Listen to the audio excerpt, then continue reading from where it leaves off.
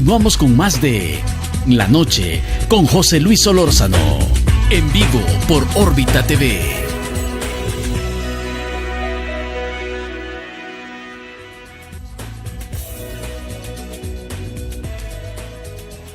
Las 10:02. Gracias por mantener la sintonía. Doctor Salvador Arias, hablemos de subsidios. Se nos ha dicho por parte de la fracción del partido oposición Arena que por favor se mantengan los subsidios para las personas y que sea más transparente este gobierno en el uso de los fondos públicos, haciendo una alusión a la pretensión en torno a la corrupción. Me gustaría consultarle a usted realmente cuál es la política que debemos de tener como subsidios, ya que el señor Nayib Bukele ha dicho esta semana anterior que los subsidios son buenos para el país, ayudan a las personas y particularmente a los de clase media. Mira, yo te puedo decir, de acuerdo a los análisis que nosotros hacemos de las condiciones de ingreso de la población, apoyando en las encuestas de ingresos y gastos y cruzando temas de empleo, temas de crédito, que el 85% de los hogares de nuestro país, no tienen capacidad de pagar la canasta ampliada de mercado de una familia. Que son $600. Que son $780. Okay. Puede ser un poco más, pero por ahí anda. Eso quiere decir que son hogares de 780 para abajo que empiezan en un proceso de racionalización de un gasto y por lo tanto de ir perdiendo capacidad de satisfacer sus necesidades fundamentales. Eso es el país. Entonces, ¿quiénes pagan los impuestos en este país? El problema es que quienes pagan los impuestos en este país es ese sector, es el que más impuestos paga, ¿verdad? Y un poco los sectores medios que tienen ingresos salariales poco altos. Porque los hogares son los que pagan realmente los impuestos en este país. Esa es una realidad. Los hogares pagan un total de impuestos en el 2016. Las proyecciones que van a pagar $3.259 millones de impuestos, ¿verdad? O sea,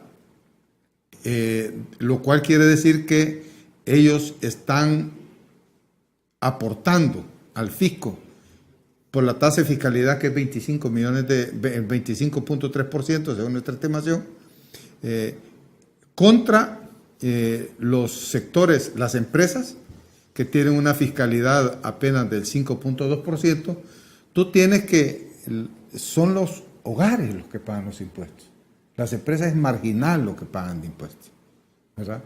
Renta de las personas jurídicas solo son 1.057 millones de dólares y los impuestos de los hogares son 3.259 millones. Es una gran cantidad. O sea, 3 veces más que las empresas. El PNUD le ha hecho un nuevo estudio socioeconómico geográfico al Ministerio de Economía y a partir de ahí están focalizando los subsidios. ¿Es correcto esto? Pero es que la focalización de los subsidios es no hacer lo que hay que hacer. Ok. ¿Por qué? Porque ese no es el problema. Si lo que se gasta en subsidios este año, el presupuesto es de $158 millones. No es nada. En relación al presupuesto, eso significa únicamente un porcentaje marginal. El problema de los ingresos del Estado es la evasión y la ilusión. El problema de los ingresos del Estado es que, por ejemplo, el gasto fiscal de 2013, por ejemplo, que publicó el Ministerio de Hacienda, el gasto fiscal es producto de las leyes de elusión, ¿verdad? Significó $871 millones. En el 2010 significó $1.043 millones. De evasión. No, elusión. O sea, elusión. Que son leyes que legalmente les permiten no pagar impuestos, aparte de la evasión. Y eso es legítimo, porque están las leyes. Es porque los areneros, los gobiernos de arena, además de quitarle el impuesto al patrimonio, hicieron una serie de leyes de forma tal de que no pagaran el impuesto sobre la renta.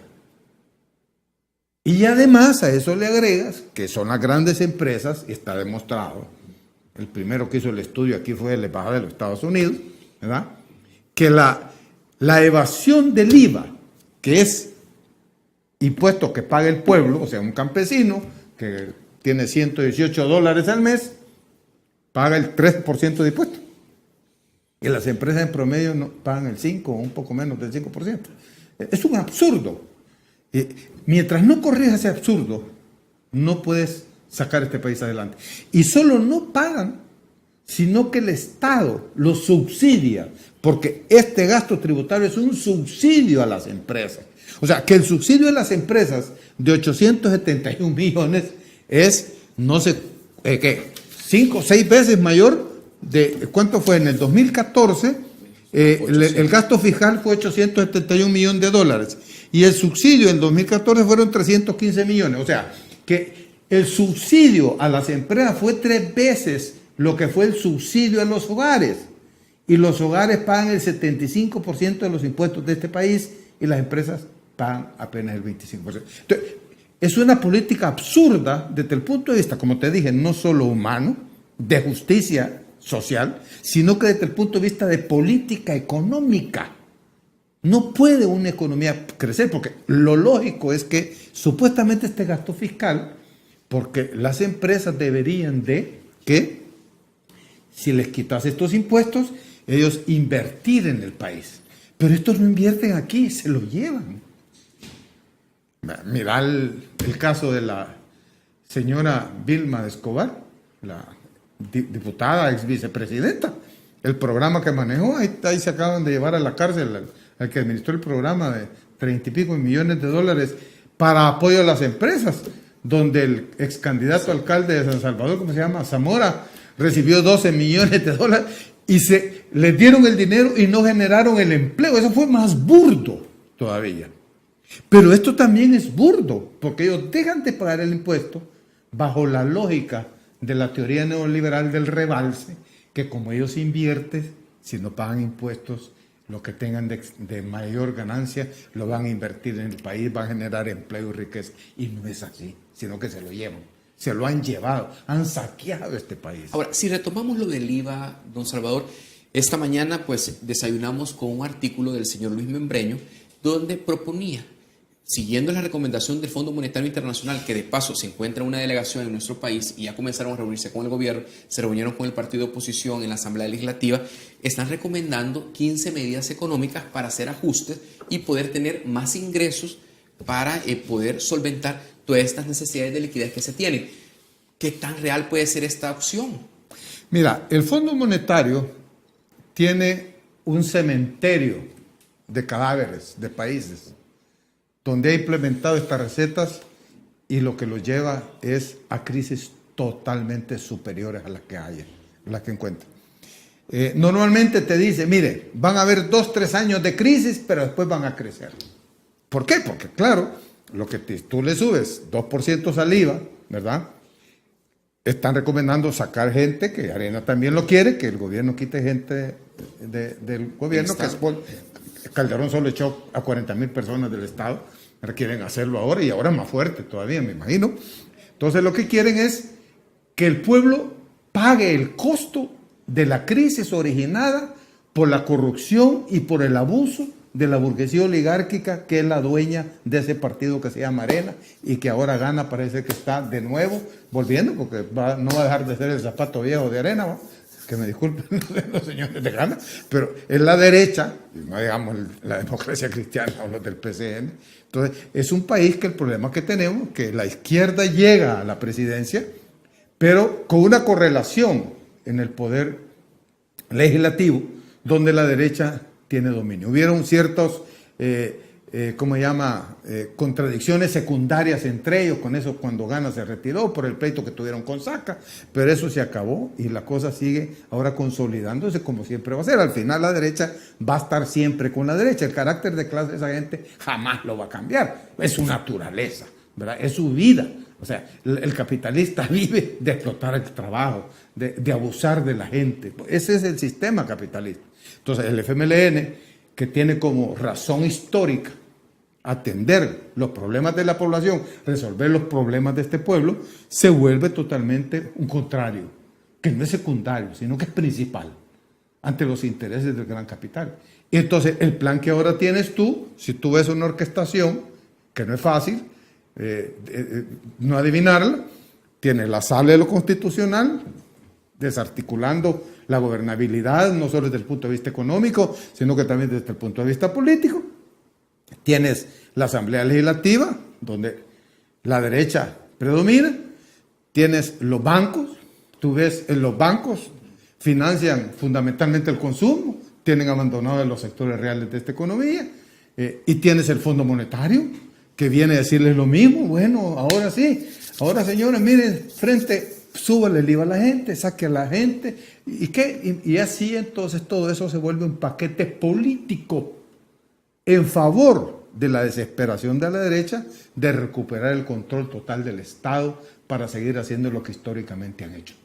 Y eso significa buscar, tratar de desarticular políticamente al FMLN como el proyecto histórico del pueblo salvadoreño. Porque este es un problema no de los dirigentes del Frente, no de los diputados del Frente. Este es un problema que el FMLN es la expresión de la lucha histórica del pueblo salvadoreño. Yo quiero desarticular ese abuso que tuvo el pueblo de haber tenido capacidad de construir un proyecto propio histórico que se impuso militarmente, que los gringos no lo pudieron derrotar militarmente y que al final hubo una negociación de la cual se puede hablar de diferentes cosas, pero que el problema central de esa negociación es que no tocó el corazón económico de la gran burguesía de este país, y con el modelo neoliberal lo permitió reconstruirse totalmente. Entonces, ahora, pero no les es suficiente. Todo lo que han hecho han acumulado.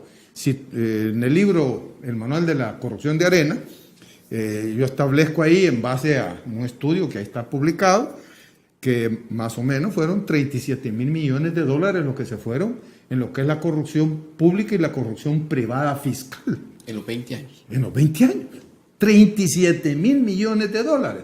O sea, más de 2 veces la deuda que tiene el país, y sumarle a eso 25,000 millones de pago de servicio de la deuda, estás hablando de 60,000 millones de dólares de este país que han sido sangrado el país. Y sumarle lo que es la exportación de capitales que ha permitido la evasión y la ilusión y todas estas leyes fiscales. Entonces es un país que nos han sangrado, nos tienen debilitados, y entonces creen que nos van a noquear. Y ahí es donde tiene que venir nuestra capacidad política, porque esto es una cosa política, nuestra capacidad política de cambiar el rumbo de este volado y hacer que el pueblo se la juegue con nosotros para poder parar a la derecha y que no se dé lo que ellos buscan, que llegue el FMLN totalmente desarticulado, debilitado, se implementan las políticas que esos señores del fondo andan ahora aquí diciendo. Yo lo único que les recuerdo a los salvadoreños, que lean sobre Grecia. Ahí tienen la web, la cartaeconómica.com, yo se la recomiendo. Sí. Es una carta económica que tiene más de 100 artículos ya de análisis sobre la economía. Después ustedes darle seguimiento. Ahí está, ¿qué pasó en Grecia? ¿Y quién lo fue? El Fondo Monetario con la Comunidad Económica Europea. Lo mismo, la misma receta, exactamente la misma quieren que hagamos acá. Lo mismo le aplicaron a México, lo mismo aplicaron a Argentina, lo mismo aplicado en Asia. Tienen un cementerio de países, el Fondo Monetario, que donde llegan desarticulan. ¿Por qué? ¿Es que no entienden de economía? ¿Cómo no? Entienden perfectamente de economía. Pero los intereses de esos señores son los intereses del capital financiero mundial, no de este pueblo, ni de nosotros. El interés de ellos es que sigamos pagando la deuda. Por eso es que, como tú me decías, permitieron que cuando salió Saca se hiciera un reenchufe de deuda, ¿verdad? Nueva deuda, reorientación de deuda, y siguiera caminando el barco, ¿verdad? Solo que navegando en turbulencias, cada vez con unas cargas más pesadas de la deuda, que cada vez lo hace que si no lo paramos a tiempo nos va a hundir. Por eso es que yo propuse de manera clara sobre la deuda, que nosotros deberíamos de cambiar totalmente la forma como se administra la deuda en este país. Perfecto. Vamos a regresar con eso, don Salvador. Amigos televidentes, mantengan la sintonía. Tengo en mi memoria lo que siempre escuché al padre Javier Ibizate. Tecnócrata sin corazón. Así le llamaba él al personal del Fondo Monetario Internacional y Banco Mundial. Volvemos.